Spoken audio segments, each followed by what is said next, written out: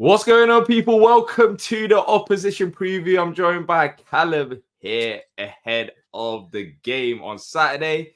It doesn't get any easier as we face Liverpool. Cal, of course, from Kopish. You can check out the channel. The link will be in the description down below. Cal, how you doing, man? Not too bad. I'm not gonna lie. Here again, just a little disclaimer. I used to have a season ticket at Palace when I was about 15, and obviously glad all over. Like hearing it just brings back a lot of nostalgia and memories, man. Hopefully we'll be glad all over again, because trust me, I hope not. I hope there's not. nothing to be glad all over at the start of the season. We're just singing it for sing's sake, and not much as well. We normally sing after goals as well. But Liverpool, you've had a change over the summer, a massive change. Jurgen Klopp has left the club. However, I did predict, there was a lot of jokes about Arne Slot when they come in. I predicted that Liverpool will still be up there, be competitive, and so far it's been good. But as a Liverpool fan, how has the transition been? When Klopp announced he was leaving, it was all going to be a difficult one because of the affiliation he has with the club and the love we have for him as fans. I do think it was the right time for him to move out, though. I do think. And I'll be honest with you, as a Liverpool fan, I wanted Alonso. Like, Alonso had been an ex-player, and I love the guy. The guy's just an amazing footballer and is proven to be a very good coach as well. So when we got told it was going to be Slot, I didn't know anything about him. So obviously you start doing your research on him, you start reading things, watching previous interviews, articles, etc. And very quickly I thought could potentially be a very shrewd move, because I think going from Klopp to someone else, they're always going to be compared. However, if you go with someone who's completely opposite in terms of character, then the comparisons kind of stop. And I think it's smart. He's very different to Klopp. He's much more stern. He's very straight to the point and cutthroat. And he doesn't really get involved in the whole media stuff and trying, like go back and forth with them. And I like that. And he's very, when I say straight to the point, even when it comes to how our performance is, he'll tell you straight, like yesterday, he said 2 great goals, but the performance, there wasn't much to like about it. I like that from my manager because it keeps standards high. He's had a very good start. Barring the Nottingham Forest result, we're perfect, which I can't complain with, to be honest. Yeah, and it's been very consistent as well, even in terms of the lineup, which we'll talk about. But is there any differences between him and Klopp in the style of play, which, of course, Palace fans who haven't watched Liverpool so far this season can expect to see on Saturday? Yeah, a lot of differences. So with Klopp, I think there was a bit of a false narrative with Klopp in the last couple of seasons that it was heavy metal football.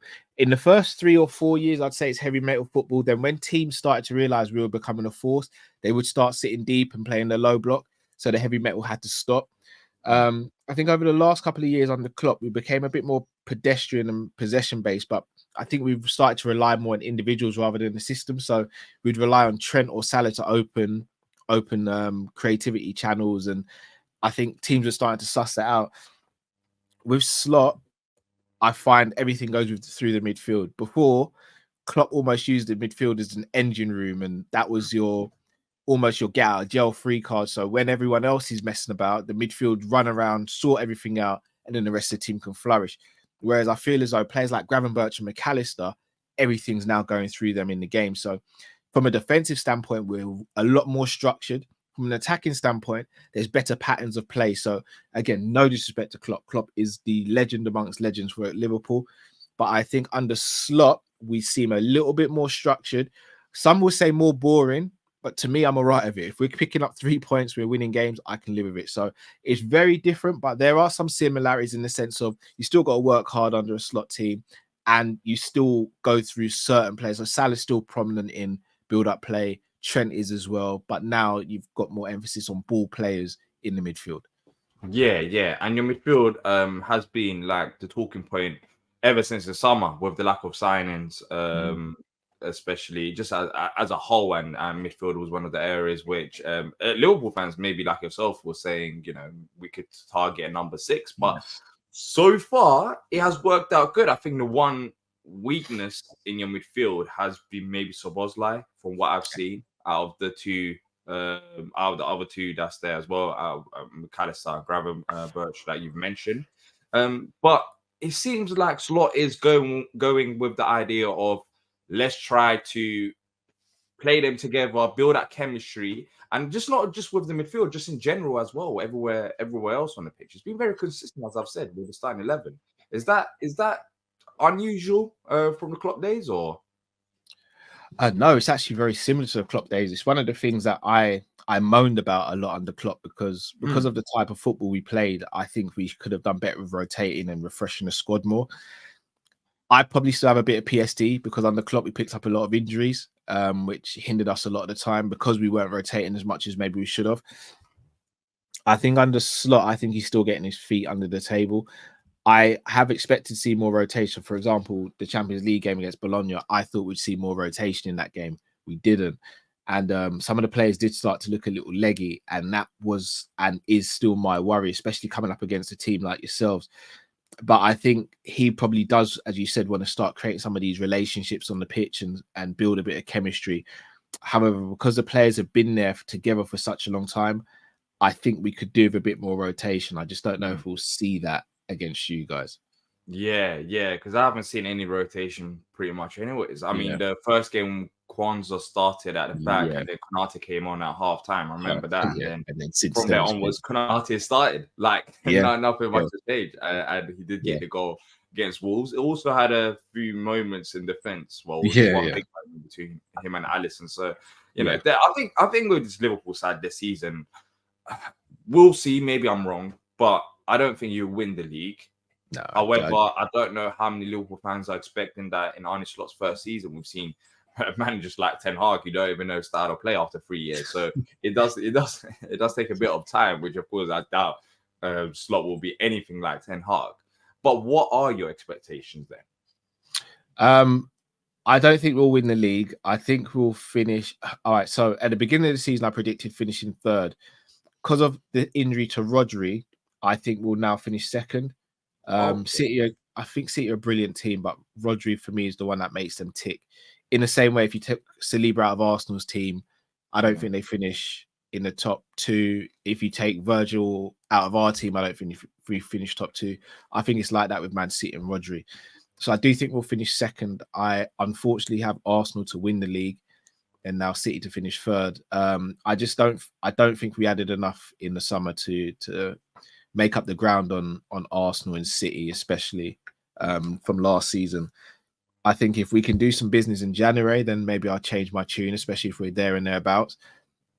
But again, if I'm going to be level-headed about things, apart from Man United and AC Milan, who are the two most prestigious teams we've played, every other team, maybe including Milan as well. Old Trafford's always been a bit tricky for us. All the other games we should have won, and I'd expect those games to be won under Klopp as well. So I don't think we've done anything magic to the start of the season. And I think this is one of our biggest tests so far. Selhurst Park, afternoon kickoff, after a Champions League game. And then we've got a massive run in sort of between the end of October and the beginning of December. I think that will prove a lot. So I'm very much in the camp of I'm very happy with how we started on the slot. I'm very excited for the future, but I'm not getting ahead of myself because there's a lot of football to be played. We haven't really gone through adversity.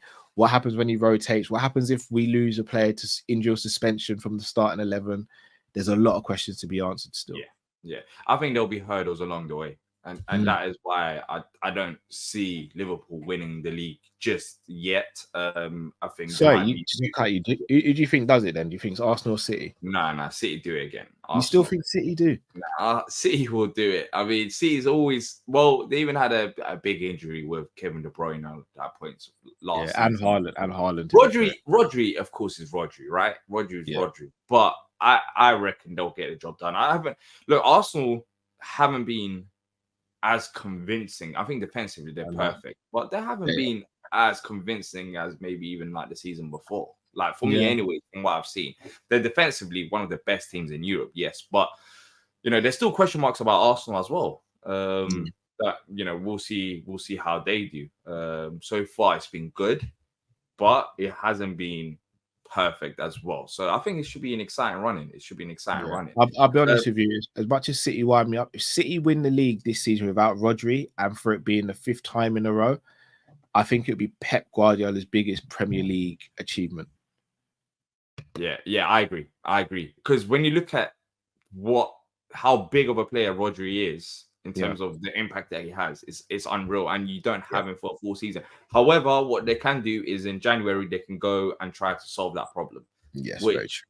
Yeah, exactly. Which I think if a manager deserves backing, it'll be Pep, and they'll give him that backing. So there is the option in January, but we'll see from here onwards. Newcastle was always going to be a difficult game, so they might have one or two hurdles along the way as well. But you lot are top of the league, right? At the moment. Exactly. You did mention about Palace being a difficult game, and that was a surprise to me. Because I'll elaborate on that. Yeah, we always seem to get the result. Yeah, so if I'm not mistaken, the last time you beat us at Selhurst Park, was it the 3-1 with when Ricky Lambert scored, and then you guys, was it Ricky Lambert scored? Yeah, it's a while ago. Yeah, yes, sounds about right. So here's the killer though. We always get the result against you, it seems, but the games are always very, very difficult. I remember the game when in the quad chasing season, I think we beat you 2-0 or 3-1, and it took for a late penalty to kind of secure that game. Last season, didn't Harvey Elliott get a late winner as well? So every time we play, I mean, before that, Firmino got a late finisher. I've seen Mane get late finishes. At Anfield, we seem to be all right against you. But at Selhurst Park, even though we get the result, it's always back against the wall, always a late winner or some sort of controversial or some difficulties in the game. It's never an easy game. The 3 points look nice, and history suggests that we're phenomenal against you at Selhurst Park. But when you look at the context and you actually look at the games, it's anything but. Yeah. Funny enough, our season pretty much kicked on with that run with a win at Anfield, I believe. Yeah, last season. Under Glasner. So we're looking at similar level of result, but Palace so far this season, I think the bonus is, as I've said a lot, from what I've seen from Liverpool, and I've watched a lot of games of Liverpool this season, I think you are a very good side. However, I do expect there to be games, even with game. I didn't watch yesterday's game. I'll be honest. I didn't watch the Champions League. It wasn't great, bro. That's one game I did miss. But I do. Even the Wolves game, you did create chances, but as you said, it wasn't at the levels that you've kind of expect. So I do like if there's a slight chance that we start strong and give the players a shock or give Slot a shock in terms of maybe a tactical adjustment and then see how you lot react. I think there's an opportunity there. I think there's more of an opportunity there to try and get a result against Liverpool. And also, we haven't won a game all season long, which needs to change. Crazy. It needs to change. And I don't think we've been terrible all season long. No, I mean, against Everton, it was a 10 minutes. It was a 10 minutes that cost us the game. That as well. You should have won that. And I'm looking back now. Well, on Saturday against Everton, I was not a happy man. Let me tell you that. I was not happy one bit. But now it gives me a bit of, and I think the players as well, and Glasner, a bit of a reality check.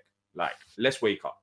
We need to make 1 or 2 adjustments, which for me, Mateta, I don't know if he'll do it because of Van Dijk and Konate, but I think Mateta should be dropped to the bench. Which is a surprise to a lot of non-Palace fans. So I'm guessing he hasn't had a good start to this because I've not really caught too many Palace games. Yeah, I'm guessing he's not been great so far this season. It's not. He scored 4 goals. Scored 2 against Leicester and 2 against Norwich in the Cup. But with Mateta, it's always been like sometimes he just gets too big, like in his head. In terms of like, even over the summer, he's thinking, oh, look, I need to join a Champions League club after a good few months. He's been with us for years. Like, I respect the ambition, but it's kind of reflecting on his performances to the start of the season. I don't know if it's fatigue. I don't know because he's gone to the Olympics. But against Everton, he was lazy. He didn't contribute much. He wasn't doing much. So for me, I'd start Nketiah up front, which sounds funny to a lot of non-neutrals, but Nketiah is actually solid. He's a good finisher. He had a shot as well in that Everton game, which was going in if it wasn't for a block on the line, right? It was going. That was going in as well. Yeah. And then in defense, in midfield, putting Kamal. I think the midfield has been the biggest issue at Palace with the Correa out injured. Lerma, hopefully, or Will Hughes should be starting because the new signing, Kamada, he cannot defend. And when you play a two-man midfielder, Wharton and someone else alongside him, if you have a player who can't defend, you're just asking an awful lot. And that is an area of the game which I think it can be won and lost between the two teams, especially with your three-man midfield. But for you, just in terms of like this game and players to look out for, I guess it's the usual Eze or Wharton. Yeah, on mine because you haven't watched Palace so much. I'm glad Elise is not there anymore because I rated the guy. I really wanted. I made no secrets about this to you either. I really wanted Liverpool to sign him. I think we massively dropped the ball there, along with other Premier League clubs. Yeah. Eze is the main guy. Mateta had a really good game against us at Anfield last season. A really good game, and I think Ibu and Virgil's form at the moment, I don't know if you get much joy out of them, whereas someone like an Nketiah who kind of hang on the shoulder of the last centre-back, I think would cause Virgil and Ibu a bit more trouble. Wharton's a player I rate, but hasn't had a great start to this season. Your right back, is it Munoz? Yeah. Munoz, I think he's very good. Tariq Mitchell, I think, is fantastic. I think you're missing Anderson. I'm surprised you guys sold him. We got Lacroix, which you'll see him as well on Saturday. Yeah, he's good as well. Yeah, against Everton, that was his best game, especially in the first half. I mean, you could see his pace. He's a quality guy. He's quality. Anderson's leadership and his passing out from the back though was a real weapon for you guys. It was, but we had this debate with Palace fans when Anderson was sold, was that Anderson's passing is great. No one can deny that. However, I think what is surprising a lot of people, which I thought as well at the time, was that Gahey can do similar, but he hasn't been put in that role. And now this season, we are seeing that with his long balls and even accurate long balls. So Anderson for £30 million, yes, it sounds like, why would Palace want to do that? Like, it sounds a bit crazy, especially if you're trying to push on. But he's about 28 years old. He wanted a 5-year contract. That means we'll be having a longer than a year contract when we're playing in his 30s, which we don't want to do. And £30 million for someone, that we're making a profit on and getting a younger player, which Glasgow knows, which fits it. By the way, Anderson, there's a big thing with Anderson a lot of people don't realize is his pace. And at back three, at times he did get exposed for his pace. That was the trouble. He wasn't the fastest, and Lacroix has got up. I think Lacroix will turn out better. He's quality. Yeah, he will do. What about players for Liverpool then? Who's in form? Informed, Gravenberch is our most informed player. Ibu and Virgil have been excellent. Alisson, for me, is still the best goalkeeper in the world. Trent's form has been a bit up and down. Robbo's been up and down as well. Sobbo's been very up and down. I'm a massive Sobbo fan, but it's not clicking for him at the moment. And I think had Harvey Elliott been fit, he might have been demoted to the bench. But because Harvey's not, he's had that chance to play himself back into form. Salah is Salah. Might not give you the electric performances like he did before, but his goal contributions are brilliant. Diaz has been very good to the side. I was waiting for that one because he was like the main talk point even last season. And from the games I've watched him, he's been electric. He's been very good. Very good. I think he's been one of those players. What is it then? Is it Slot getting the best out of him? Is it just he's just adding goals? Because his performances have never been poor as such. It was just always the final pass or the shot. He seems like he's putting it together again. And granted, he had a difficult start to the season with outside influences with his dad and his family, for example. But this season, he seems like a lot more settled, and his finishing has been excellent. Like the goal he took against Man United, his second one, that was such a difficult finish, and he tucked it away brilliantly. So long may that continue. Obviously, there's still question marks over someone like a Diaz because we ask ourselves, is this just a purple patch, or can he be a bit more consistent over the season? So I'm looking forward to see how he plays in this game. Again, against Bologna and the previous game against Wolves wasn't that great, but if he can put on a good performance tomorrow, then we'll be in a very good position to win the game. Yeah, I'm pretty sure him and Munoz, they are closer, and he'll be facing Munoz he's playing down the left, so that'll be our right-hand side. So that'll be interesting battle to see. Because they know each other. Let's move on to score predictions. Oh, it's not looking good. You know what? Look, I do think Liverpool, if I had to pick, Liverpool will be winning this game. I don't know why 2-1 is just being stuck with me. 2-1, that kind of result. Yeah, that's the one. However, I'm not also ruling out, from what I've seen from Liverpool and what I've seen from Palace so far, I'm not ruling out a 1-1 as well. I'm expecting a reaction. I'm expecting a massive reaction from the players because the second half against Everton was simply not good enough. Adam Walton spoke about it after the game. He spoke about it as well after the game. And both of them said it wasn't good enough from us. Yeah. So if it's not good enough from you, you work. We've got another full week of training because we didn't have a full week of training. Sounds like an excuse, but we didn't have a full week of training with the squad up until the Everton game, before the Everton game, all season long. Because, of course, we saw players, we brought in replacements on deadline day, then international break, then cup.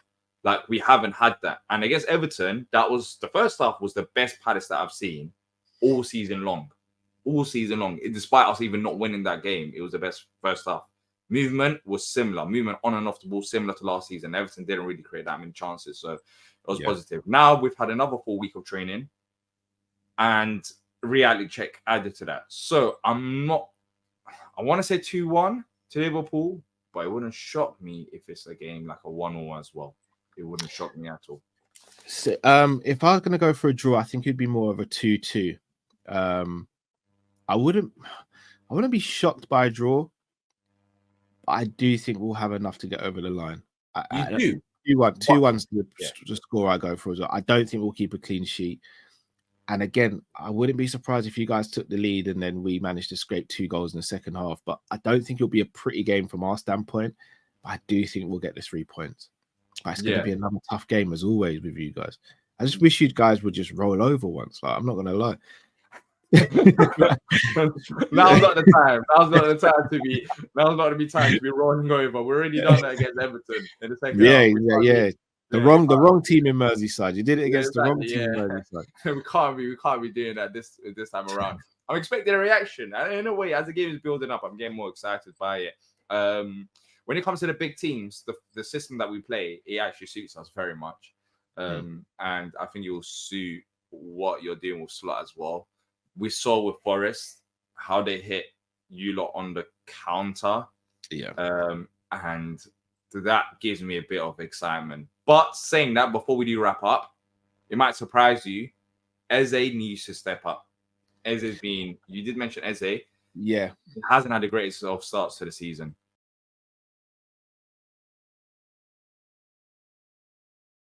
Yeah, so for me with Eze, I think the best performances we saw from him was when Elise was back fit.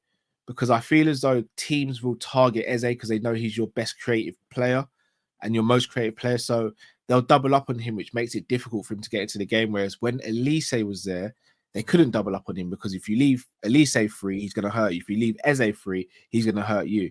So I think because you don't have the other outlet like an Eze, I think teams are just really honing in on him. So it's going to be difficult for him until someone steps up or you buy someone else that gives you the same sort of spark that Elise did. But again, no shame in my game, bro. If we were to sign Eze, I'd be over the moon. I think he's that good. I think he, I wouldn't say he walks into any team in the top 4, but he definitely pushes the starting 11 at minimum. He does push it, but I think what happened over the summer with Steve Parish saying we were surprised by the lack of interest is not a major shock to me as well, because you do, for example, you do mention Eze needs Elise, but would you say Elise needs Eze? I don't think it goes the other way around. And I think there is that level, which with Elise, for me, I think he's just a better player. He is. And Eze needs to prove himself. Look, in games, even in games like Everton, for example, I get it. I think you made a very good point. Maybe he is missing that another creative player alongside him in that number 10s that we play. And that is why, even Ismail Assar is not number 10, he has created chances. That's why I would rather see Ismail Assar in this game, start this game, because he's actually been very good whenever he's come off the bench.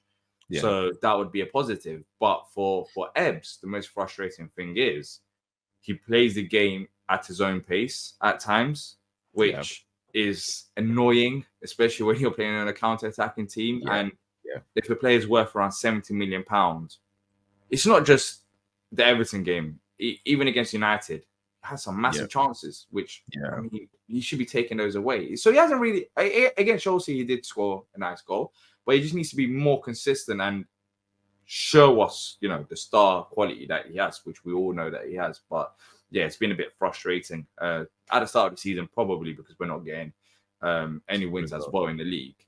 There's of course a focus on your star players in terms of like what are they doing. So let's see. But look, thank you for joining me, Cal.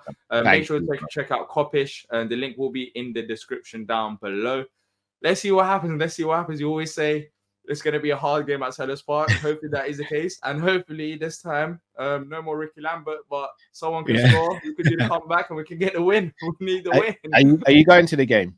Yeah, I'll be at the game.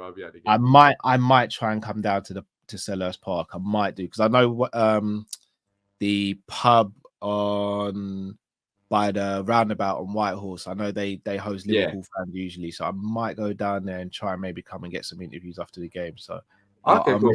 If I'm down there, I'll message you. We'll talk. Yeah, we'll talk off there as well. But look, people, if you have enjoyed this, leave a like, subscribe, let us know your thoughts in the comment section down below, and until next time, up the pad.